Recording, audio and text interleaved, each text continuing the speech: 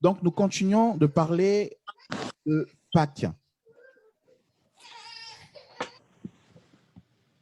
Continuons de parler de Pâques.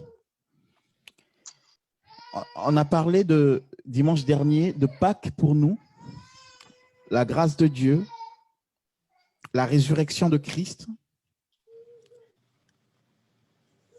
Et aujourd'hui, nous allons parler de Pâques pour les païens. Parce que Pâques, qui parle de la résurrection de Christ, est aussi pour les païens.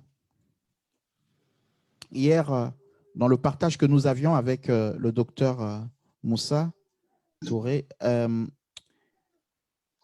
pasteur Omar disait que le Saint-Esprit a été aussi donné pour les païens. C'est dans la parole. Le Saint-Esprit n'a pas été seulement donné pour les chrétiens. Il convaincra le monde de la justice, du jugement et du péché. Amen. Amen. Donc, si Christ était venu que pour l'Église, l'Église serait enlevée déjà. Et c'est parce que Christ est mort et ressuscité pour les païens aussi, que quand nous célébrons Pâques, eh ben, nous devons aussi avoir un regard sur les païens. Et ce matin, c'est ce que nous allons partager. Nous allons voir que même dans l'ancienne alliance, le cœur de Dieu était déjà tourné vers les païens. Ce n'est pas que dans la nouvelle alliance. Déjà dans l'ancienne alliance, le cœur de Dieu était tourné vers les païens. Il dira à Abraham, l'Éternel dira à Abraham dans Genèse chapitre 12, « Les nations seront bénies par toi. Ceux qui te béniront seront bénis. Et par toi, les nations seront bénies. » Dieu parle des nations. Pas d'une nation, mais des nations. Donc, on voit que dans le plan de Dieu, il y a déjà une vision des nations. Il dit, ta descendance possédera le pays. Et quand Christ est venu, qui fait partie de la descendance d'Abraham, Christ a possédé les nations. Il a possédé les pays. Avec les 12 disciples, il dit, allez aux extrémités de la terre, allez dans les nations et prêchez la bonne nouvelle. Donc, on voit que la pensée de Dieu, dès le départ, cette pensée continue même dans le Nouveau Testament et jusqu'à aujourd'hui, cette pensée continue dans nos vies. Et Dieu veut nous partager cette pensée ce matin. Amen. Donc, on va voir la vie de Joseph et on va voir que dans la vie de Joseph, le Seigneur nous révélait déjà Pâques dans un aspect de la vie de Joseph. Genèse chapitre 39, on va lire Genèse chapitre 39, versets 1 à 2. Genèse 39. J'espère que vous avez de quoi noter. J'espère que vous êtes en train de noter. Genèse chapitre 39, versets 1 à 2.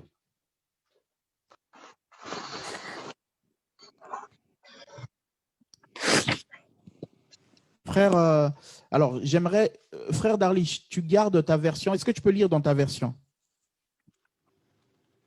La version habituelle.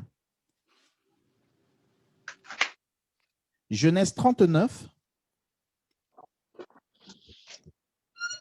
Oui. Vas-y. Genèse.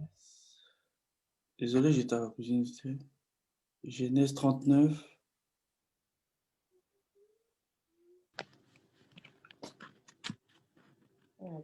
Un à 2. J'ai la parole. On fit descendre Joseph en Égypte et Potiphar, officier des pharaons, chef de garde, égyptien, l'acheta des Ismaélites qu'il y avait fait descendre. L'Éternel fut avec lui et la prospérité l'accompagna.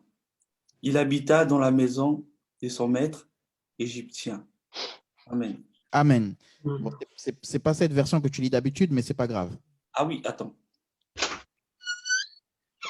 Ouais, je lisais l'autre version parce que des fois l'autre, les gens sont perdus un petit peu, je sais pas, mais. C'est pas grave, on va lire les deux. C'est pas grave. On y va. 39, 1 à 2. Les Ismaélites qui ont amené Joseph en Égypte l'ont vendu à un Égyptien, Potiphar. Ok. Cet homme est un officier du roi, les commanda de ses gardes. Le Seigneur est avec Joseph et tout lui reçut. Joseph habite dans la maison de son maître égyptien. Amen. Amen. Tout lui réussit. Ok. Donc, on va voir ce que le Seigneur annonce à travers la vie de Joseph, qui va être qui va être actualisé avec la mort et la résurrection de Christ. Et dit, donc, on fit descendre Joseph en Égypte. Et donc, Potiphar l'a acheté. Donc, on se connaît l'histoire de Joseph. Je vais juste résumer rapidement. Joseph est vendu par ses frères. D'accord? Joseph, ses frères ne l'aiment pas parce qu'il y a le plan de Dieu sur sa vie. De la même manière que des fois, on peut être rejeté parce qu'il y a le plan de Dieu sur notre vie. Et donc, Joseph est vendu en Égypte.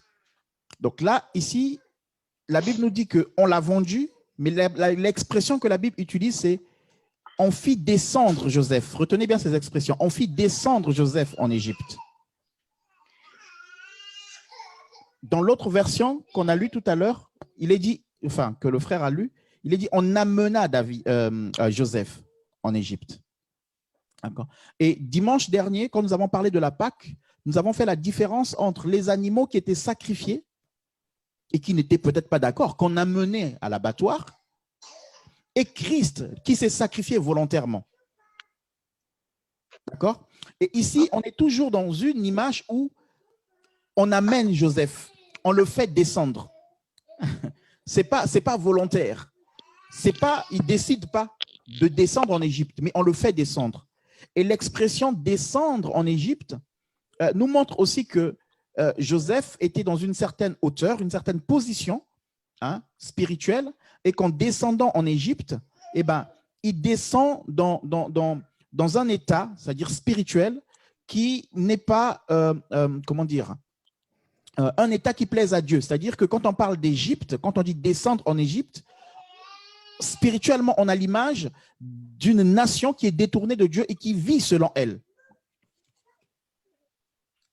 Donc, l'expression descendre est très importante. Donc, Joseph est amené en Égypte et la Bible nous dit qu'il a été chez Potiphar. Et chez Potiphar, qu'est-ce qu'il est dit? L'Éternel fut avec lui et la prospérité l'accompagna. Il habitait dans la maison de Pharaon, de son maître l'Égyptien. Donc, l'Éternel est descendu avec lui. L'Éternel descendant avec lui, la prospérité l'a accompagné. C'est David qui dira, le bonheur et la grâce m'accompagneront. C'est pas nous qui accompagnons le bonheur. Nous ne courons pas après le bonheur. Nous ne courons pas après la grâce. Mais le bonheur et la grâce nous accompagnent quand Dieu est avec nous. Donc, Joseph est descendu, mais Dieu est descendu avec lui. Ça encore, c'est l'amour de Dieu dans nos vies. La Bible nous dira que voici les miracles qui accompagneront ceux qui auront cru. Donc, quand tu as cru, quand tu es en Christ, il y a des miracles qui t'accompagnent. Ce n'est pas toi qui recherches des miracles. Ce n'est pas toi qui accompagne des miracles. Donc, le tout est de croire. Le tout est de s'attacher à Christ. Joseph était attaché à Dieu et en descendant, l'Éternel a dit, moi, je descends avec lui. Et quand tu es avec Dieu, même s'il y a des situations, malgré toi, que tu traverses, Dieu descend avec toi dans ces situations. Le Seigneur ne t'abandonne pas. Donc, comme le Seigneur était avec lui, la Bible dit que la prospérité l'accompagnait. Dans l'autre version que le frère a lue, il disait quoi? Tout lui réussissait. Tu peux être dans une situation ou dans un lieu où tout est désastre, comme aujourd'hui, avec le Covid, tout est désastre. Mais si l'Éternel est avec toi, tout te réussit. Amen. Donc, le verset 19 nous dit quoi? Alors, je vais peut-être, ici, je vais être de passage parce qu'on va plus s'arrêter sur le chapitre 40. Donc, le verset 19 dit quoi? Après avoir entendu les paroles de la femme qui lui disait, voilà ce que m'a fait ton esclave, le maître de Joseph fut enflammé de colère. Il prit Joseph et le mit dans la prison, dans un lieu où les prisonniers du roi étaient enfermés. Il fut là en prison. L'Éternel fut avec Joseph et il étendit sur lui sa bonté et le mit en faveur aux yeux du chef de prison. Donc, qu'est-ce qui s'est passé? Joseph était chez Potiphar. Il a bossé chez Potiphar, il a travaillé et tout ce qu'il faisait lui réussissait. La maison de Potiphar était bénie à cause de la présence de Joseph. Et nous savons tous l'histoire. La femme de Potiphar a aimé Joseph, enfin, elle a aimé Joseph. Elle a convoité Joseph. Hein, on va parler d'aimer. Hein, il y a la convoitise, des fois, qui nous amène dans des situations où on croit que c'est l'amour, alors que ce n'est pas l'amour, c'est juste la convoitise, c'est passager. Voilà. Donc, elle a convoité Joseph et elle a voulu coucher avec Joseph. Et qu'est-ce qui s'est passé? Joseph a dit non, non, non, non, non. Moi, je ne fais pas ça contre mon maître. Je ne pourrais pas faire ça parce que c'est péché contre mon maître. C'est aussi péché contre Dieu. Et cette femme-là a retourné la situation en disant que Joseph a voulu m'agresser sexuellement. Et donc, Joseph a été accusé d'agression sexuelle. J'utilise bien les termes actuels pour qu'on comprenne. Parce qu'aujourd'hui, quand on parle d'agression sexuelle, eh ben, c'est compliqué. Hein? Même quand tu es innocent, tu es mal barré. Hein? Surtout si ça passe à la télé, tu es vraiment mal barré. Amen. Est-ce que vous me comprenez? Ouais. C'est ce qui s'est passé avec Joseph. C'est-à-dire que Joseph a été accusé d'agression sexuelle. En plus, sur la femme de son maître. Et donc, la Bible nous dit au verset 19, après que Potiphar ait entendu sa femme, les paroles de sa femme, qui a dit, voilà ce que m'a fait ton esclave. En plus, c'est-à-dire que les termes qu'elle utilise sont forts. Ton esclave, voilà ce qu'il m'a fait. Et le maître fut en colère. Et qu'est-ce qu'il a fait? Il a jeté Joseph en prison. Donc, Joseph était esclave chez Potiphar. On pouvait dire, voilà, sa vie commence un peu à s'améliorer, les choses commencent à rentrer dans l'ordre. Hein? Lui, il a été vendu. Il commençait peut-être à dire, ah Seigneur, mes frères m'ont vendu, mais regarde, tu m'as donné une position ici, je travaille, tu me réussis, je suis esclave. Parce qu'il était esclave chez Potiphar, mais sachez que Potiphar lui avait donné la responsabilité de sa maison. Donc, ce n'était pas le type d'esclave où on fouettait pour travailler.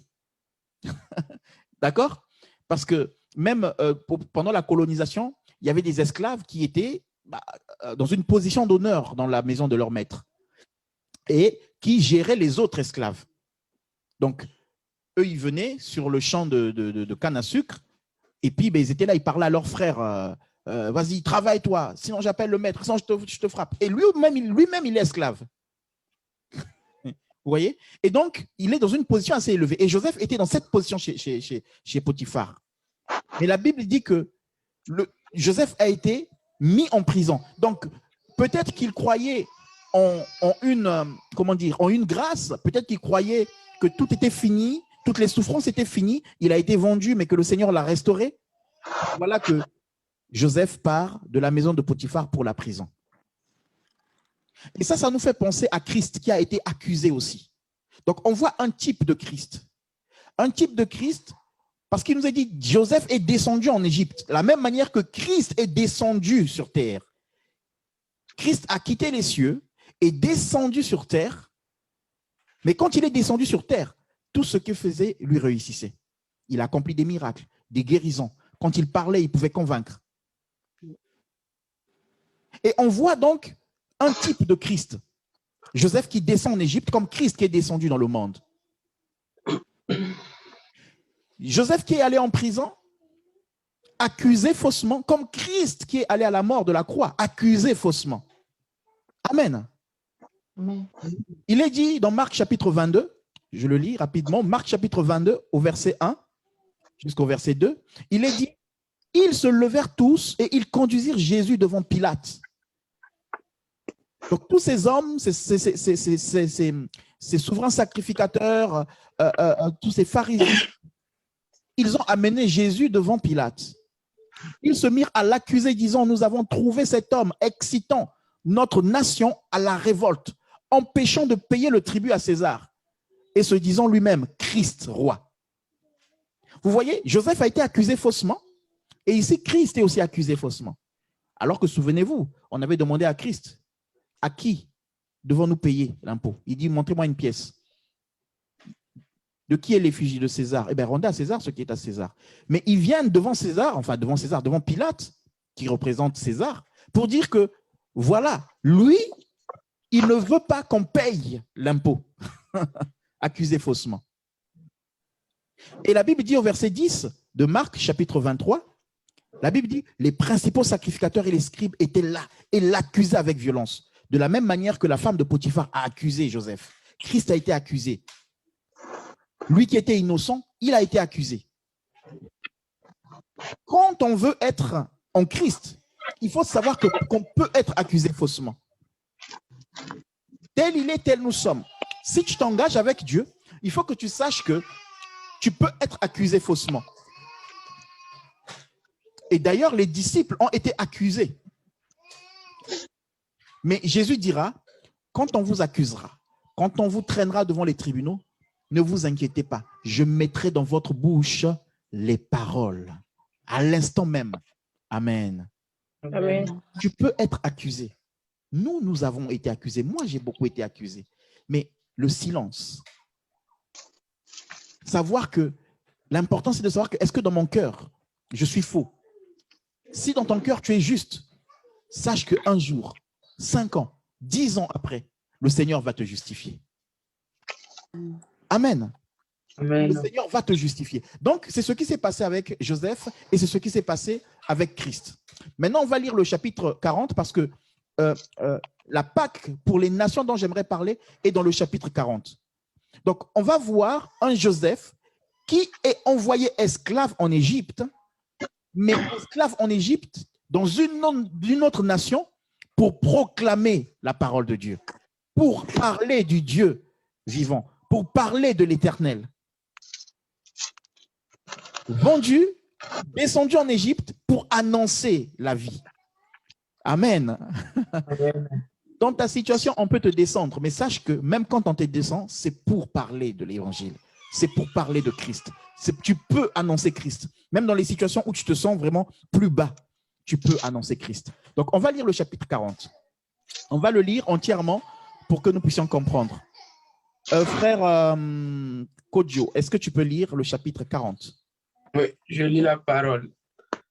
Amen. Genèse 40 du premier au dernier verset. Après ces choses, il arriva que les chansons et le panetier du roi d'Égypte offensèrent leur maître, le roi d'Égypte. Pharaon fut irrité contre ces deux officiers, le chef des chansons et le chef des panetiers. Et il les fit mettre dans la maison du chef des gardes, dans la prison, dans le lieu où Joseph était enfermé.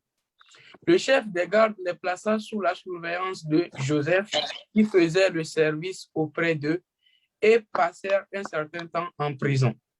Pendant une même nuit, les chansons et le panetier du roi d'Égypte, qui étaient enfermés dans la prison, eurent tous les deux un songe, chacun dans le sien pouvant recevoir une explication distincte. Joseph, étant venu le matin vers eux, les regarda et voici, ils étaient tristes. Alors, il questionna les officiers de Pharaon qui étaient avec lui dans la prison de son maître et leur dit, « Pourquoi avez-vous mauvais visage aujourd'hui ?»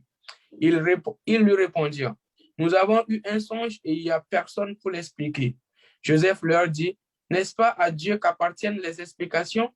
Racontez-moi donc votre songe. » Le chef des chansons raconta à Joseph son songe et lui dit, « Dans mon songe, voici, il y avait un cep devant moi. Ce cep avait 3 sarments. Quand il eut poussé, sa fleur se développa et ses grappes donnèrent des raisins mûrs. La coupe de Pharaon était dans ma main. Je pris les raisins et les pressai dans la coupe de Pharaon et je mis la coupe dans la main de Pharaon. » Joseph lui dit, « En voici l'explication. Les 3 sarments sont 3 jours. Encore 3 jours et Pharaon relèvera ta tête et te rétablira dans ta charge. Tu mettras la coupe dans la main de Pharaon comme tu en avais l'habitude lorsque tu étais son échanson. Mais souviens-toi de moi quand tu seras heureux et montre, je te prie, de la bonté à mon égard. Parle en ma faveur à Joseph et fais-moi sortir de cette maison.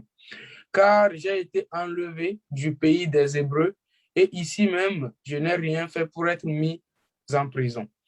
Le chef des panetiers, voyant que Joseph avait donné une explication favorable, dit, voici, il y avait aussi dans mon songe 3 corbeilles de pain blanc sur ma tête. Dans la corbeille la plus élevée, il y avait pour Pharaon des mets de toute espèce cuits au four et les oiseaux les mangeaient dans la corbeille au-dessus de ma tête. Joseph répondit et dit, en voici l'explication. Les 3 corbeilles sont 3 jours. Encore 3 jours et Pharaon enlèvera ta tête de dessus de toi et te fera pendre à un bois et les oiseaux mangeront ta chair. Le 3e jour, le jour de la naissance de Pharaon, il fit un festin à tous ses serviteurs et il éleva la tête du chef de ses chansons et la tête du chef des panetiers au milieu de ses serviteurs. Il rétablit le chef des chansons dans sa charge des chansons pour qu'il mît la coupe dans la main de Pharaon. Mais il fit pendre le chef des panetiers selon l'explication que Joseph leur avait donnée. Le chef des chansons ne pensait plus à Joseph, il l'oublia. Amen. Amen. Amen, amen. Amen. OK. Amen. OK. J'espère que nous avons tous compris l'histoire et que nous avons suivi. Ça m'évitera de réexpliquer. Amen. Donc, juste, donc, le panetier, c'est celui qui faisait cuire le pain du roi et qui l'apportait au roi. Et les chansons, c'est celui qui apportait le vin au roi, la boisson, on va dire ça comme ça. Amen. Amen. Donc, ces 2 personnes travaillaient auprès du roi. Ils étaient au service du roi. Et avant d'aller plus loin, je vais juste prendre le verset 16 avant d'expliquer ce que j'ai envie d'expliquer. Juste le verset 16 pour que les choses soient claires. Le chapitre 40, verset 16, il est dit, le chef des panetiers, voyant que Joseph avait donné une explication favorable, dit, voici, il y avait aussi dans mon songe. Donc, on voit l'état de cœur du panetier, parce qu'on pourrait se dire, mais qu'est-ce qu'il a fait lui pour qu'il mérite la mort? Vous voyez? Qu'est-ce qu'il a fait? Pourquoi lui, voilà, il n'est pas rétabli comme les chansons? Mais en fait, juste dans ce verset, on voit l'état de son cœur. C'est-à-dire qu'il voit, la Bible dit que voyant que Joseph avait donné une explication favorable à les chansons, lui il dit, ah mais moi aussi j'avais un songe. C'est-à-dire que les 2 ont entendu au début Joseph leur dire, c'est quoi votre problème? Vous êtes triste? Je peux vous donner la solution ou je peux vous apporter la solution. Mais il y en a juste un qui s'est livré avec un cœur sincère. Le 2e se livre parce qu'il a vu une réponse favorable. Donc, ça veut dire que s'il avait entendu peut-être Joseph donner une réponse qui n'était pas une bonne, enfin, qui n'était pas favorable à les chansons, il n'aurait peut-être pas parlé de son songe. Est-ce que vous comprenez? Dieu veut qu'on vienne à lui de manière sincère. Pas pour rechercher des faveurs, mais chercher la vie éternelle. Dieu veut qu'on vienne à lui avec un cœur vrai. Pas pour courir après des richesses, mais pour obtenir la vie éternelle qui ne périt pas. Et quand il nous donne la vie éternelle, il s'occupe du reste. Donc, c'était juste une parenthèse. Maintenant, nous allons voir ce qui s'est passé. Donc, Joseph est en prison. Joseph en prison est dans la même condition que les autres prisonniers. Mais Joseph en prison, la Bible nous dit, on l'a vu au chapitre 39, hein, on a vu que Joseph a été placé en prison, mais il a été placé en chef, en responsable. Les autres prisonniers ont été placés sous son autorité. Joseph est étranger. Joseph vient d'une pays. Ah là là. Joseph vient d'une nation où on ne connaît pas la culture égyptienne, où on ne connaît pas comment fonctionnent les prisons égyptiennes. Mais il arrive en Égypte, on le met responsable dans la prison. Mais il est dans la même condition, il est prisonnier avec les autres. Donc ça veut dire que même si on l'a fait descendre en Égypte, l'Éternel étant avec lui, Joseph a de la hauteur sur les autres. Nous pouvons être dans une nation comme la France, mais quand nous sommes en Christ, même si nous vivons tous le Covid, nous pouvons le vivre différemment parce que Christ est en nous. Nous pouvons avoir de la hauteur sur les situations. Nous pouvons tous traverser des décès, des crises, des angoisses, des soucis d'argent. Mais le chrétien, parce qu'il a Christ, Dieu le place au-dessus de ceux qui n'ont pas Christ. Parce que Joseph avait Dieu, il pouvait être au-dessus des autres, même s'ils étaient des servantes, enfin, des serviteurs de Pharaon. Dieu le plaçait au-dessus d'eux. Quand tu as Christ, même si tu es au chômage, Dieu te voit en autorité au-dessus d'un premier ministre de la France qui ne connaît pas Dieu. Dieu te place gardien, surveillant. Hier, on a parlé de ça. Hein? Watchman, hein? C'est ça en anglais. Hein? Voilà, je commence à être fort en anglais. Watchman, surveillant. Oui, quand on se connecte aux gens qui parlent anglais, ça vient. Voilà. Donc, Dieu te place en surveillant dans cette nation. Dieu te place en surveillant à Macron, au président Macron. Parce que c'est spirituellement que nous sommes au-dessus. Parce que celui qui est en nous est plus fort que celui qui est dans le monde. Et donc, tu peux traverser des crises, mais tu es en autorité par rapport aux autres. Quand tu t'attaches à Christ, quand tu t'appuies sur Christ. Donc, on voit que Joseph est placé comme responsable. Responsable sur qui? Sur les chansons et le panetier, ceux qui servent le roi. Joseph est leur responsable, lui l'étranger. Arrête de dire, oui, je suis immigré, oui, moi je ne peux pas, moi tu vois avec mon français, moi tu vois avec mon anglais, moi avec ma culture, je n'ai pas appris la science de la France, je n'ai pas été dans de grandes écoles. Non, arrête de te plaindre, arrête de dire que tu es limité. Quand Dieu te place quelque part, il te donne l'autorité, il te donne le pouvoir, parce que tu marches avec lui. Et dans ce pays, même si tu viens d'ailleurs, Dieu t'a placé responsable au-dessus de ceux qui même sont nés dans ce pays mais qui n'ont pas Christ. Et tu es leur gardien et tu peux apporter des solutions. Amen. Amen. Donc, ne te minimise pas quand tu arrives devant quelqu'un. Ne te dis pas, mais je vaux rien. Non, tu vaux quelque chose parce que Christ est en toi. Amen. Amen. Donc, Joseph, qu'est-ce qu'il fait? La Bible nous dit que Joseph a regardé les chansons et le panetier un matin et il dit, mais pourquoi vous avez l'air triste?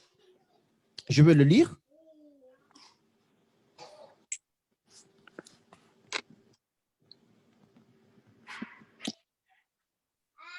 Verset 6. Joseph étant venu le matin vers eux, les regarda et voici, ils étaient tristes. Alors il les questionna. Il questionna les officiers de Pharaon qui étaient avec lui dans la prison de son maître. Il leur dit, pourquoi avez-vous mauvais visage aujourd'hui? Amen. Donc, écoutez bien, Joseph a des problèmes. Il est en prison avec des gens qui ont aussi des problèmes. Ils ont, physiquement, quand on les regarde, ils ont le même problème. Ils sont tous en prison. Mais la Bible dit que Joseph, le matin, il se lève. Il fait attention aux autres. Il prend soin des autres. Il ne regarde pas sa situation. Mais il sait que dans sa situation, il a une solution qui est Dieu, que les autres n'ont pas. Et donc, parce qu'il sait qu'il a une solution, il regarde les autres qui ont des problèmes. Et la Bible dit que Joseph les a regardés et dit, mais pourquoi avez-vous mauvaise mine? Pourquoi êtes-vous triste? Pourquoi êtes-vous comme ça? Il ne s'est pas dit, bon, ils sont tristes. Bon, sûrement qu'ils ont le même problème que moi. Bon, ils se posent des questions, ils ont perdu leur position. De toutes les façons, moi, j'ai mes problèmes. Ils n'ont qu'à gérer. Chacun avec son problème. Non, Joseph n'a pas dit ça. Joseph a dit, j'ai des problèmes. Mais dans mes problèmes, j'ai aussi la solution.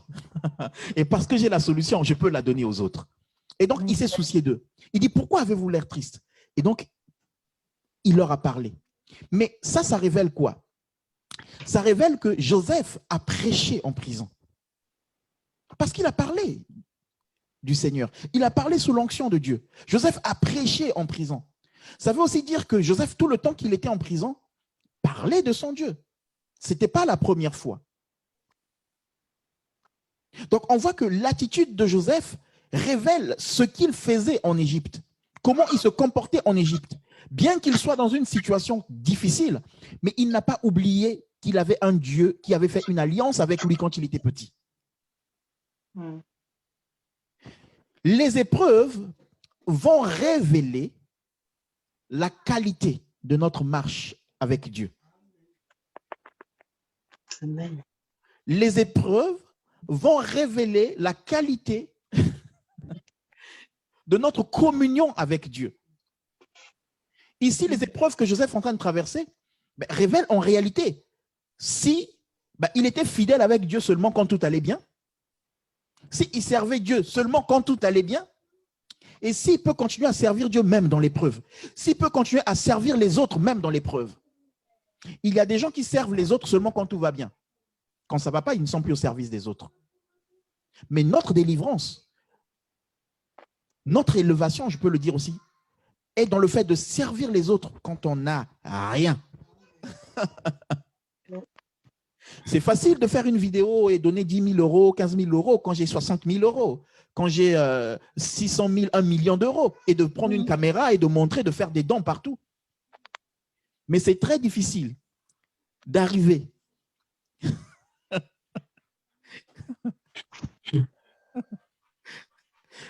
à Lidl et de voir que sur le compte, j'ai que 100 euros, 50 euros. Mais je sens qu'il faut que j'achète des boissons et que j'aille les distribuer à des personnes qui sont à comment on les appelle ça, à Ouistreham, sans filmer.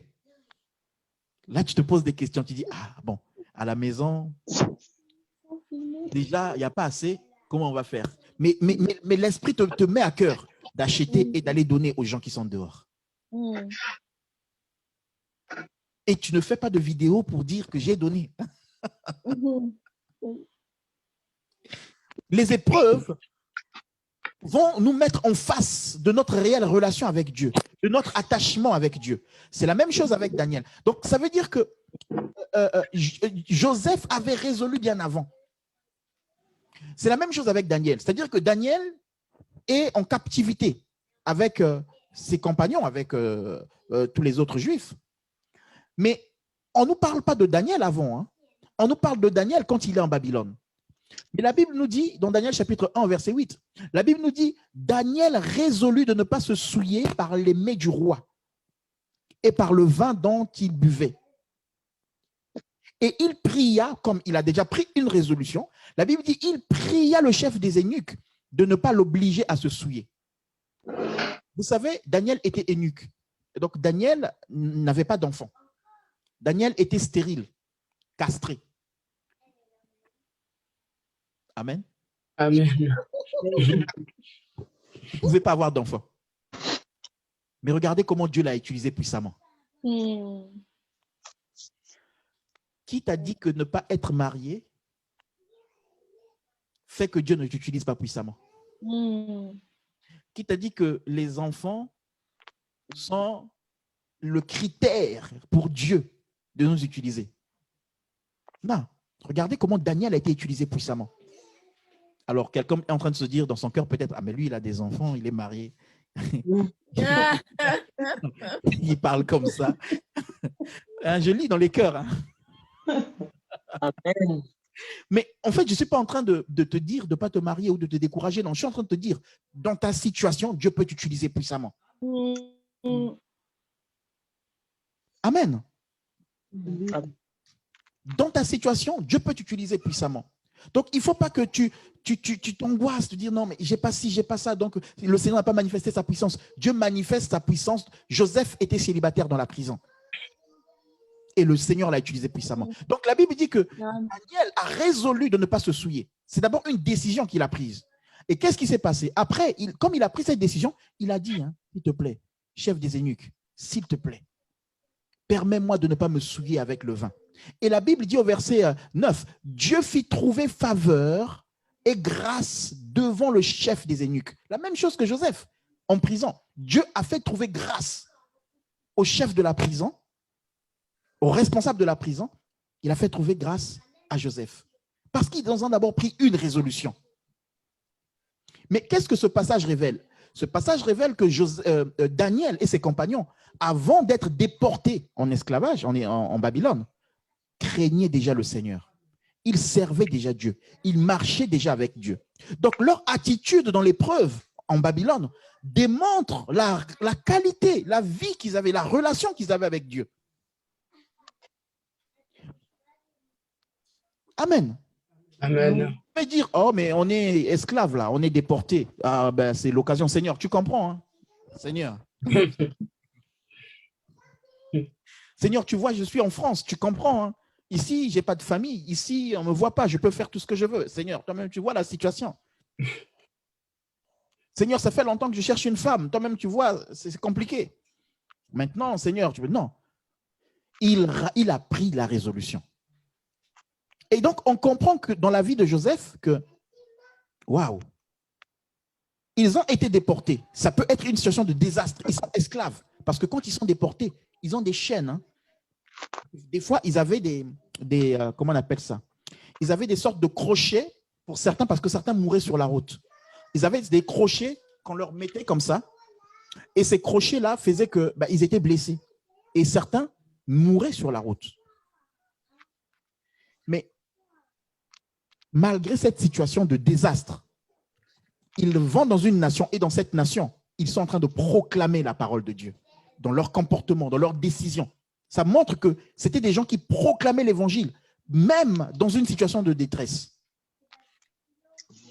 Donc, on voit aussi que Dieu prend une situation de catastrophe où des gens sont esclaves. Dieu utilise cette situation pour que sa parole soit annoncée dans une autre nation. Et vous connaissez l'histoire après, quand Daniel va donner l'interprétation du rêve à Nabuchodonosor. Vous savez que ce roi va reconnaître le Dieu de Daniel. Donc, on voit que l'évangile, je vais dire, oui, la bonne nouvelle, la parole est annoncée dans une autre nation. Par quel moyen? Par un moyen qu'on peut, nous, humainement, regarder de triste et de dramatique. Quelle est la situation de détresse que tu traverses? Dans cette situation, Dieu peut t'utiliser pour te révéler, pour se révéler encore à d'autres. Amen. Quelle est la situation de dramatique que tu traverses? Dans cette situation, Dieu peut encore se révéler, mais c'est à toi de décider de ne pas te souiller. Garder une position. Vous voyez? Et derrière tout ça, il y a le plan de Dieu. Vous voyez? Parce que Dieu est merveilleux. Hein? C'est-à-dire que le fait que ces nations-là, cette nation a été déportée, ils ont créé ce qu'on appelle, ils ont construit, on va dire ça comme ça, des synagogues. La synagogue qui est différente du temple. Parce que le temple, on va faire les sacrifices hein, dans le temple, on va faire tous les rites que Dieu avait donnés par Moïse. Dans les synagogues, on priait simplement et on étudiait la parole, donc la loi, la Torah. Et quand ces peuples ont été déportés, il fallait qu'ils prient, qu'ils continuent à entretenir cette flamme, à entretenir cette relation, à continuer à divulguer cette connaissance de la Torah. Et donc, ils construisaient des synagogues. Donc, vous voyez que Dieu est tellement merveilleux que même ce peuple amené en esclavage, Dieu s'en est servi quand même pour instaurer des synagogues qui vont être utiles plus tard dans le Nouveau Testament. Dans le Nouveau Testament, on ne va pas prendre beaucoup de temps là-dessus, mais vous regarderez plus tard. Vous lirez Acte 17, Acte 19, même Acte 18. Vous allez voir que l'apôtre Paul prêchait dans les synagogues. Mais c'était où? Ce n'était pas à Jérusalem. Hein. C'était en Grèce, c'était à Éphèse, hein, c'était à Corinthe. Tout ça, c'était des territoires grecs. Mais il prêchait là-bas dans les synagogues. Mais ces synagogues ont été mises en place quand? Pendant que les Grecs ont dominé et que les Juifs étaient déportés. Donc, on voit que dans le plan de Dieu, des années avant, une situation qui était un désastre où on déporte le peuple, mais Dieu s'en serve quand même pour préparer les nations, la construction des synagogues, pour que plus tard, quand les Pauls vont arriver, le lieu est déjà préparé pour que Paul aille prêcher la parole de Dieu dans ces nations-là. Donc, quand Dieu dit « allez faire de toutes les nations des disciples », il a déjà préparé les synagogues, les lieux où la parole avait déjà été annoncée à l'étranger, mais où Paul et les disciples vont aller pour propager, concrétiser cette parole. Dans la situation de désastre que tu peux traverser, Dieu a un plan de révélation. Alors, j'aimerais que tu aies le regard de Dieu. Aujourd'hui, toi, tu peux souffrir. Tu peux dire, je suis en déportation, je suis en détresse. Mais Dieu derrière prépare un plan pour tes enfants, tes petits-enfants, tes arrière-petits-enfants qui seront bénis parce qu'en Dieu, il n'y a jamais d'échec. Tant que tu es en Christ, ce qui peut paraître à tes yeux comme un échec, derrière, Dieu prépare un plan merveilleux. Amen. Les Juifs déportés en Babylone, déportés un peu partout, ils ont fait des synagogues, mais eux-mêmes, ils sont morts sans avoir vu ces promesses, comme nous dit Hébreu. Mais Dieu savait que vos petits-enfants, vos arrière-petits-enfants vont aller dans ces synagogues et vont proclamer l'évangile. Ce que les anciens ont construit, les enfants s'en servent pour une bénédiction, parce que l'Éternel avait préparé cela. Amen. Amen. Donc, c'est ce qui se passe avec, comment on l'appelle, Joseph. Donc, Joseph est en prison. Et donc, Joseph en prison, qui est une forme de déportation, est en train de proclamer la parole. Il est venu les voir le matin. Il dit, mais pourquoi vous avez des soucis? Pourquoi? Qu'est-ce qui se passe? Moi, j'ai la solution. Est-ce que dans tes problèmes, tu as la solution pour les autres? Malgré le fait que tu sois dans des problèmes, est-ce que tu es disponible pour les autres? C'est la condition avec laquelle Dieu va te bénir, par laquelle Dieu va te bénir. Vous croyez que Jésus n'avait pas de problème? La Bible dit qu'il était angoissé. Jésus a commencé à dire, éloigne s'il te plaît cette coupe. Ah, Jésus a des problèmes. Mais il dit, je mets mon problème de côté, que ta volonté soit faite. Seigneur, j'ai envie de mettre mes problèmes financiers à côté et j'ai envie de prendre ma voiture et d'aller visiter quelqu'un, même si je n'ai pas de carburant, même si demain je ne sais pas comment je vais en remettre. Mais si je pose cet acte, je sais que tu béniras parce que c'est pour toi que je le fais. Amen, amen, amen. Amen. Soucions-nous des autres. Et donc, Joseph est en prison. De la même manière que Jésus est descendu sur terre, Joseph s'est soucié des autres. De la même manière que Jésus s'est soucié des autres. Et donc, Joseph parle avec le panetier et les chansons. Je vais gagner du temps. Et en parlant avec eux, il donne la révélation. Il dit, toi, c'est une prophétie. Hein? C'est une prophétie qu'il donne, qui s'est accomplie pour les deux. Il dit, toi, les chansons, tu seras restauré. Et toi, le panetier, tu seras exécuté. On a encore là une image de ce que nous avons partagé dimanche dernier. On a dit que le panetier, c'est celui qui prépare le pain pour Pharaon. Et les chansons, c'est celui qui prépare le vin pour Pharaon. Et ça nous fait penser à quoi? Ça nous fait penser à ce que nous avons lu le dimanche dernier, en Pâques, où on se retrouve.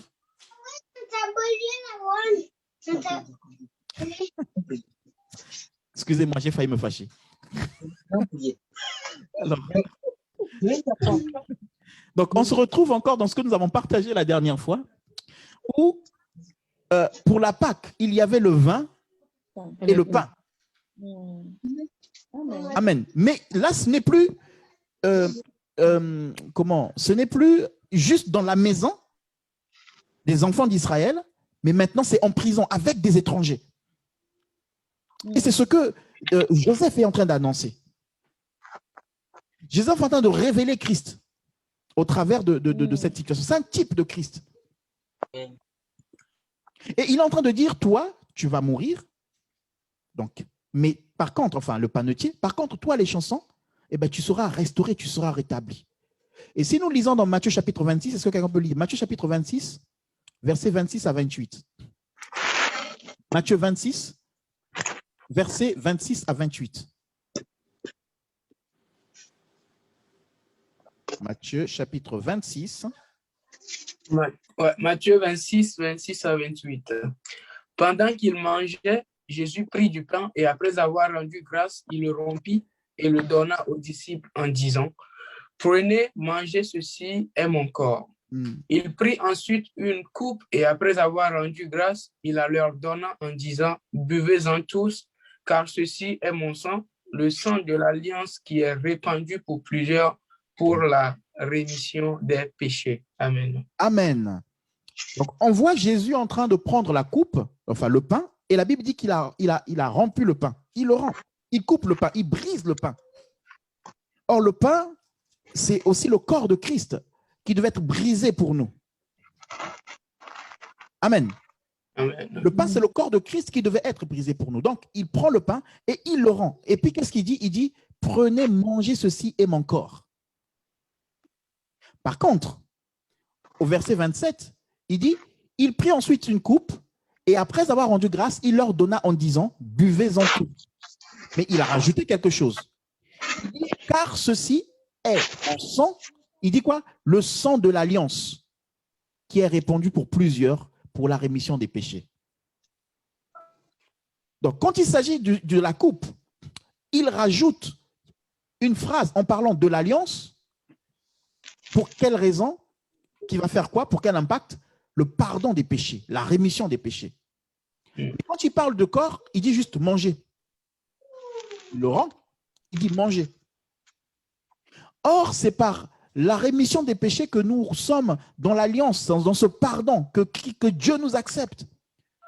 C'est à cause du sang de Jésus que nous sommes rentrés dans l'alliance avec le Père. C'est par le sang de Jésus que nous avons été sanctifiés, purifiés. Et donc, on voit Joseph devant le panetier qui va dire, eh bien, toi, tu vas mourir. Parce que le corps va souffrir. Le corps va passer par la mort. Par contre, toi, les chansons, tu vas être restauré. Parce que la coupe, le vin, est une alliance avec le roi qui va te restaurer. Amen, amen, amen. Amen. Tu vas être restauré parce que tu es en alliance avec le roi. Et cette alliance avec le roi fait que tes péchés, que tes erreurs que tu as faites devant le roi te sont pardonnées. C'est par l'alliance avec Christ que nous sommes pardonnés, par le sang de Jésus. Amen. Il est dit dans Hébreux chapitre 9, le verset 12, il est dit, il est entré une fois pour toutes dans le lieu très saint. C'est qui? Christ. Christ est rentré une fois, non avec le sang des boucs et des veaux, mais avec son propre sang. Amen, amen. Nous met devant le Seigneur, nous présente devant Dieu. Nous pouvons, par la sacrificature de Christ, nous pouvons nous présenter devant Dieu. Lui, il est rentré avec son propre sang pour nous faire rentrer dans une alliance éternelle. Et donc, on voit ici ce Joseph qui est en prison. Et dans la prison, on a un type de Christ qui nous montre déjà qu'il y a le corps qui sera meurtri, mais par le sang, qui est la coupe, nous serons dans l'alliance restaurée par la rémission de nos péchés. Amen, amen. Amen. Le sang de Jésus. Les gens ne comprennent pas tout le temps, on est là, oui, le sang de Jésus, mais oui, mais c'est par le sang de Jésus que nous sommes justifiés. C'est-à-dire qu'il a pris son sang. Avant, les animaux, on les prenait, on prenait leur sang et on présentait, on aspergeait le sang dans la présence de Dieu. Mais là, Jésus, lui, il prend son propre sang, il se lève. C'est lui-même le sacrificateur, c'est lui-même le sacrifice. Il prend son propre sang et il vient te présenter devant le Père, pour toi et pour moi. Amen. Le Seigneur veut que tu sois restauré, mais au travers de l'alliance, au travers du sang de Christ. Le Seigneur veut que tu sois restauré. Et donc, on voit ce Joseph qui est en prison. Et la prison nous parle aussi comment je peux dire ça? De la mort, en réalité. La prison est une image de la mort. Donc, quand nous sommes en prison, c'est comme si nous sommes dans cette mort de Christ où il a été 3 jours dans le tombeau. Regardez, il est dit dans l'histoire de les chansons, il est dit quoi? On avait lu Joseph a dit quoi dans 3 jours? Il dit, ce cep avait 3 sarments. Et Joseph, dans son explication, dit, les sarments, c'est quoi? C'est dans 3 jours. Amen. Dans 3 jours encore en prison. La prison ici est l'image du tombeau. Et Joseph était en prison. 3 jours encore en prison et tu seras restauré. 3 jours encore dans le tombeau et tu seras ressuscité. Amen, amen, amen. Amen. 3 jours dans le tombeau. Donc, quand nous identifions à Christ, amen, notre tombeau ne dure pas longtemps. Nos souffrances ne durent pas longtemps. Nous sommes appelés à ressusciter. Quand nous nous identifions à Christ, nous sommes appelés à ressusciter. Et donc, Joseph était aussi dans cette sorte de prison où il est allé prêcher aux prisonniers, où il est allé prêcher à ces hommes, aux esprits. Et dans le livre je crois que c'est dans 1 Pierre chapitre 3, il est dit que Christ est descendu pour aller prêcher aux esprits dans les prisons. 1 Pierre chapitre 3. Amen. 1 Pierre chapitre 3 nous dit Christ est descendu pour aller prêcher aux esprits dans les prisons. Et on a vu l'expression descendre en Égypte tout à l'heure. Et donc, Joseph est descendu dans les prisons pour aller prêcher aux esprits. En fait, Joseph n'a pas parlé aux panetiers et à les chansons. Il a parlé à l'esprit. Il a parlé à l'homme intérieur. Amen, amen, amen. Il a parlé à l'homme intérieur. Il est descendu en prison. Donc, c'est un type de Christ pour amener les gens à la résurrection. Comme Christ est allé prêcher pour ramener les âmes à la résurrection. Pour aller ramener ceux qui étaient endurcis au temps de Noé à la résurrection, entendre l'évangile et recevoir le Seigneur. Bien que tous n'aient pas été sauvés. Amen. Donc Dieu descend dans notre tombeau pour nous identifier à lui et nous sortir du tombeau pour vivre la résurrection. Ça, c'est le plan de Dieu. Le plan de Dieu n'est pas que tu restes dans ta situation, que tu restes dans le tombeau du péché, que tu restes dans le tombeau de la haine, de la jalousie, de la tristesse, de l'angoisse. Non, il veut prêcher, mais c'est par la prédication que ça se passe. Joseph est descendu dans le tombeau, il a prêché. Il a prêché. La délivrance est par la prédication. Christ est descendu dans la mort pour prêcher à ceux qui étaient là, aux esprits qui étaient là. C'est par la prédication. La délivrance est dans la prédication. La guérison est dans la prédication. La Bible dit que Jésus enseignait et pendant qu'il enseignait, il y avait des guérisons. Recherche la prédication. Dans la prédication, dans l'enseignement, il y a le cœur de Dieu. Si tu recherches les miracles, les miracles, c'est qu'il y a une émission qui passe là des fois sur, bon, c'est des tours, hein, c'est de l'illusion, mais il y a une émission, c'est, comment ça s'appelle, Incroyable Talent, où il y a ce qu'ils appellent des talents. Il y a même des magiciens qui viennent faire des tours de magie que les gens peuvent considérer comme des miracles. Ce n'est pas ça qui sauve. Ce qui sauve, c'est la prédication de l'évangile. C'est une puissance de Dieu. La puissance est dans la prédication de l'évangile. Et l'ennemi a tellement séduit les gens pour que les gens ne s'attachent pas à la prédication de l'évangile, mais que les gens s'attachent au miracle. Dans l'église, hein, on est dans l'église là. Mais regardez Christ qui va dans la mort, qui descend dans la mort, qui descend et qui prêche l'évangile. Il pouvait faire un miracle. Il pouvait ressusciter les esprits. Mais il est descendu pour aller prêcher aux esprits. La prédication. Recherche la prédication. Recherche la prédication de l'évangile, pas la prédication de l'argent.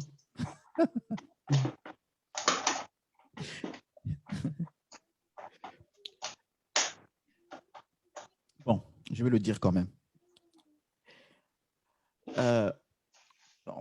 Je suis tombé sur un séminaire. Enfin, il y en a beaucoup maintenant. Hein. Je suis tombé sur un séminaire. Ça se passe dans l'église où on est en train de parler de comment l'homme et la femme doivent vivre leur relation intime. Mariés. Et c'est aller loin. Et la question que je me suis posée, c'est-à-dire que là, on est dans l'église. Et dans l'église, on est en train d'enseigner aux gens comment ils doivent vivre leur vie là. Voilà. J'ai même du mal à dire les mots. Dans leur intimité. Et la question que je me suis posée, c'est de savoir, est-ce que ces gens-là, avant de se convertir, ils ne vivaient pas cette vie? Donc,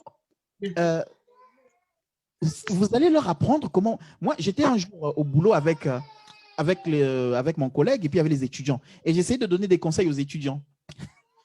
Et puis mon collègue me dit, mais Sorgé, laisse tomber. Ils connaissent plus que toi. Tu les vois comme ça, ces gamins-là? Laisse tomber. Eux, ils peuvent t'enseigner. Vous voyez? Et donc, on est là dans l'église. J'écoutais ça, je dis, mais comment on peut parler dans une gravité et puis on est là. Après, à la fin, on dit, OK, on a fini, vraiment que le Seigneur soit béni, on a prié pour les gens et on dit maintenant, vous pouvez aller faire la fête. Attention, les célibataires, vous qui êtes célibataires ou vous qui êtes fiancés, vous n'avez pas encore à faire la fête, vous attendez. Mais ceux qui sont mariés, c'est bon. Allez appliquer ce que vous avez entendu. Non, il y a des conseils pour des chrétiens qu'on peut donner, pour des couples chrétiens. Mais non, il y a des choses, on n'a pas besoin d'aller jusque-là. En public, et on publie ça sur Internet. C'est-à-dire que aujourd'hui, c'est à la mode. Et ça pousse au péché. Ça pousse au péché. Et donc, l'ennemi, qu'est-ce qu'il a fait? L'ennemi, au lieu d'attaquer l'église directement, il est rentré dans l'église et il pousse aux gens, il permet. Du coup, les gens écoutent des choses qu'ils ont fui dans le monde, mais ils les écoutent maintenant dans l'église. Et donc, comme on est dans l'église, on dit, oh, bah, comme c'est dans l'église qu'on entend ça, donc c'est bon, il n'y a pas de problème. Mais qu'est-ce que ça suscite dans les cœurs? Les célibataires qui étaient là quand ils sont sortis de là, vous croyez qu'ils ont été tranquilles là? Ah, Seigneur Jésus. Purée. La prédication de l'évangile. La prédication de l'évangile. Lisez les épîtres de Paul. Qu'est-ce que Paul prêche? Qu'est-ce que Pierre prêche? Pierre était marié. Qu'est-ce qu'il a prêché aux gens? Et encore à l'époque, il n'y avait pas toutes ces techniques que nous avons aujourd'hui pour écouter beaucoup de choses. Donc, les gens avaient peut-être besoin d'informations dans ce domaine-là. Mais c'est la prédication de l'évangile qui a mené les miracles. Amen, amen. Amen. Choisis d'écouter la prédication de l'évangile, pas la prédication d'autre chose.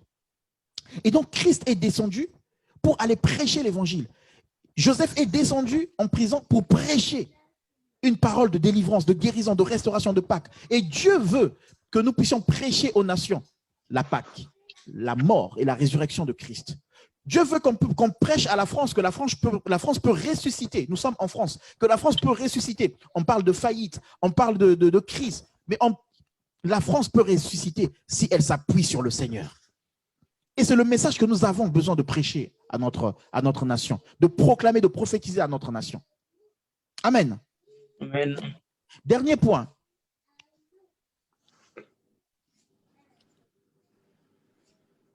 Le dernier point, c'est Joseph, encore une fois de plus, qui avec ces deux personnes-là, dans la prison, qui sont l'image de Christ à la croix, avec le brigand, avec les deux brigands. Est-ce que vous vous souvenez de Christ à la croix avec les deux brigands? Vous voyez, on est toujours dans la Pâque. Christ à la croix avec les deux brigands. Alors, il y en a un qui dit, mais oui, mais sauve-toi, voilà, sauve-toi. Il fait comme les autres. Et l'autre brigand lui dit, mais lui, il n'a rien fait, il est juste. Je reconnais qu'il est un Dieu juste. Toi et moi, nous méritons ce que nous avons. Mais lui, il n'a rien fait. Et il dit après au Seigneur, souviens-toi de moi quand tu viendras dans ton règne. Donc, ça veut dire que ce brigand-là a cru que Christ régnait. Il a mis sa foi en Christ. Il a d'abord reconnu la justice de Dieu, il a reconnu la divinité de Christ, il a reconnu la grandeur de Christ, mais en plus, il dit, Seigneur, j'ai besoin de toi, souviens-toi de moi. Et qu'est-ce que Jésus lui répond? En vérité, je te le dis, aujourd'hui tu seras avec moi dans le paradis. Amen. Amen. Mais est-ce que quand Jésus a dit ça, c'est le même jour qu'il était dans le paradis avec ce brigand? Non, la Bible nous dit que Jésus est resté dans le tombeau et Jésus est descendu dans la mort, dans le séjour des morts. Il est descendu pour prêcher aux esprits. Mais nous savons qu'il est omniprésent. Amen. Et c'est un peu l'image de Joseph. C'est-à-dire que Joseph est en prison avec deux, on va dire, aux yeux de Pharaon, ça fait deux brigands. Il y a un qui va trouver grâce à qui Joseph est en train de dire, mais prophétiquement, toi et moi, on sera dans le palais de Pharaon. Amen. Toi, tu seras restauré dans le palais de Pharaon. Mais moi, quand je viendrai dans le palais de Pharaon, je serai ton responsable. Jésus est en train de dire, toi et moi, on sera dans les cieux. Je serai ton Dieu dans les cieux. Mais tu seras avec moi. Et Joseph est en train de dire, tu seras restauré dans le palais de Pharaon. Mais en même temps, alléluia, Joseph est en train de prophétiser que lui aussi sera dans le palais de Pharaon. Il sera le responsable de les chansons. Parce qu'il sera élevé au-dessus de les chansons. Donc, on voit un homme dans le tombeau, dans la mort, dans la prison, mais qui va vivre la résurrection et qui va être élevé dans la gloire. Joseph va sortir de prison et va être élevé dans la gloire. Le passage de la prison est une mort. Et après la prison, il y a la résurrection. Et là, on est dans la gloire. Le Seigneur permet que tu passes par la mort parce qu'il veut ta résurrection et la résurrection pour la gloire. Il y avait cette femme, c'est la Sunamite. Non, c'est pas la... Est-ce que quelqu'un peut me rappeler la femme qui avec le prophète, Élie avait besoin d'un enfant? Enfin, c'est la Sunamite ou c'est... C'est la Sunamite. Celle qui a dit tout va bien. Oui, c'est la Sunamite. Hein? C'est la Sunamite. Est-ce que quelqu'un d'autre peut le confirmer? Est-ce qu'il y a des lecteurs de la parole? C'est un trou de mémoire. Est-ce que c'est la Sunamite? C'est la Sunamite. Alléluia. Est-ce que c'est la Sunamite? Bon, ok. Bon. Donc, on va retenir que c'est la Sunamite. Vous savez, cette femme a eu un enfant que le Seigneur a donné par un miracle. Et cet enfant est mort. Et la femme a dit, tout va bien. L'enfant est dans la mort, mais tout va bien. Joseph est en prison, mais tout va bien. Et cet enfant a connu une résurrection. Une résurrection pour la gloire. Donc, on voit quand on vient au Seigneur, nous passons par la mort et la résurrection. Et Dieu permet que nos nations passent par une situation qui pourrait être appelée une situation de mort pour vivre la délivrance, la résurrection, mais par Christ. Et la Pâque, dans ce sens, c'est aussi pour les païens. La Pâque ici, elle a été pour les Égyptiens. Avant qu'elle soit contre les Égyptiens, ici, il y a une image de Pâques qui est pour l'Égypte. Et on voit, qu'est-ce qui s'est passé après? Joseph est sorti de prison. Amen. Joseph a été établi roi. Mais pourquoi il a été établi roi? Parce que quelqu'un s'est souvenu de lui. Alléluia. Quelqu'un s'est souvenu de lui. Quelqu'un s'est souvenu de ce qu'il avait fait en prison. Quelqu'un s'est souvenu d'un homme qui avait les mêmes problèmes que lui, mais qui a parlé, qui a dit, écoute, je me soucie de toi, comment vas-tu? Les chansons s'est souvenu de Joseph. Et Joseph a été élevé en dignité auprès de Pharaon. Et qu'est-ce qui s'est passé? Jacob est venu en Égypte. Je sors toute une histoire. Mais Jacob est venu en Égypte. Et quand Jacob est venu en Égypte, il est dit quoi? Jacob a béni Pharaon. Ce n'est pas Pharaon qui a béni Jacob. C'est-à-dire que quand Dieu avait dit à Abraham que les nations seront bénies par toi, l'Égypte a été bénie parce que Jacob est arrivé en Égypte et il a béni le président de l'Égypte et tout le pays a été béni. Donc on voit que cette bonne nouvelle, cette mort et cette résurrection de Christ a un impact sur les nations. La mort de Joseph dans la prison et sa résurrection a un impact sur toute la nation. Toute la nation vit l'abondance, malgré les problèmes, malgré la famine, qui sont dans l'abondance.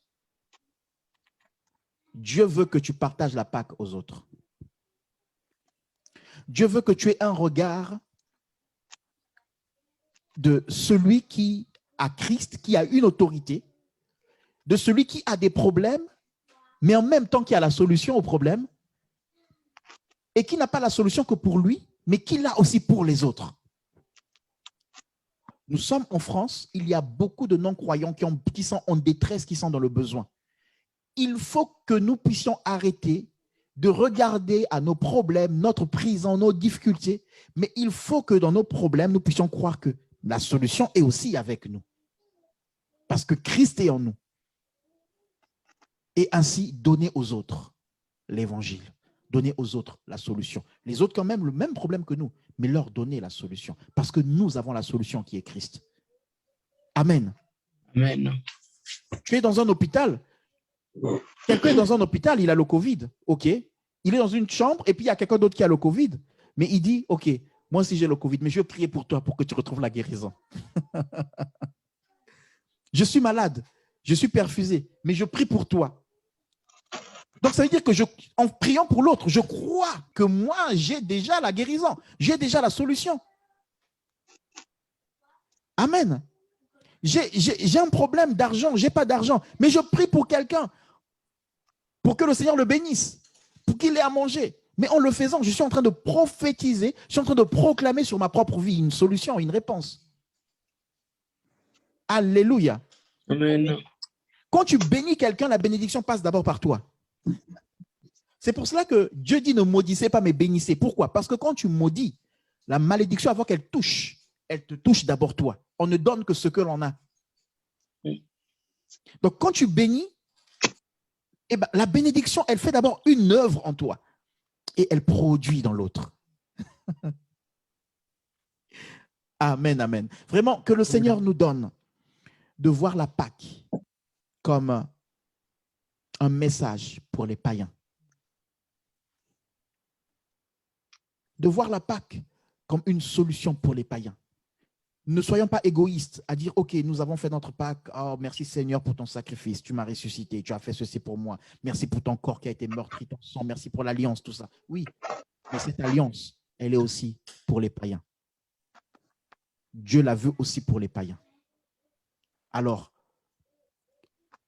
investis-toi, donne-toi et fais les choses comme Dieu le veut et non comme toi tu veux. Et le Seigneur te bénira et le Seigneur te ressuscitera et le Seigneur t'emmènera là où il faut.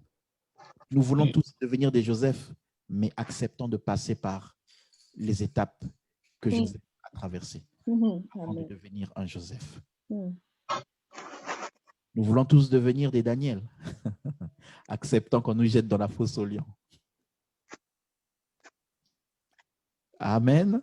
Amen.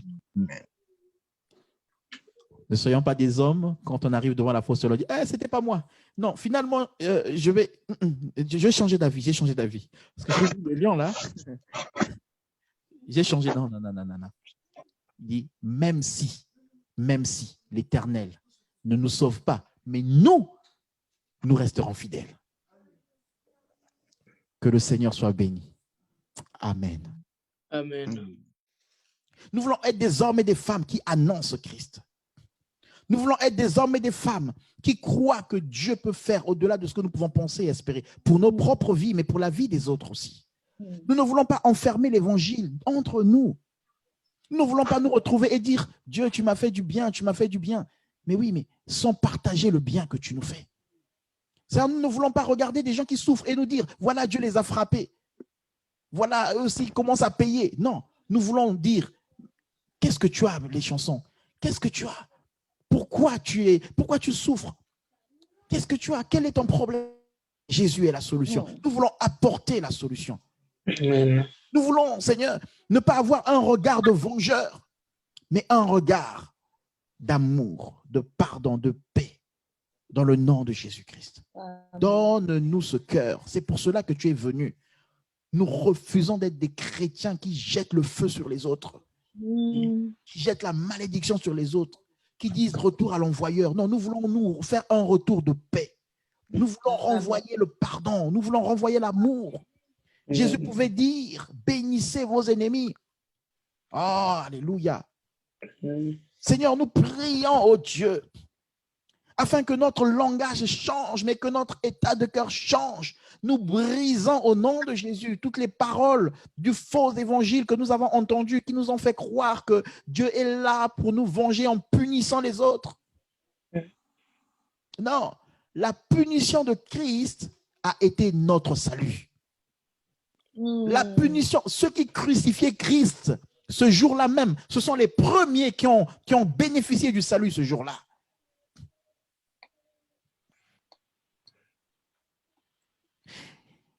Barabbas a bénéficié du salut de Christ. Le choix de Dieu a été fait. Il dit, écoute, Barabbas, ton péché retombe sur Christ. Et c'est lui qui va être choisi pour ton péché.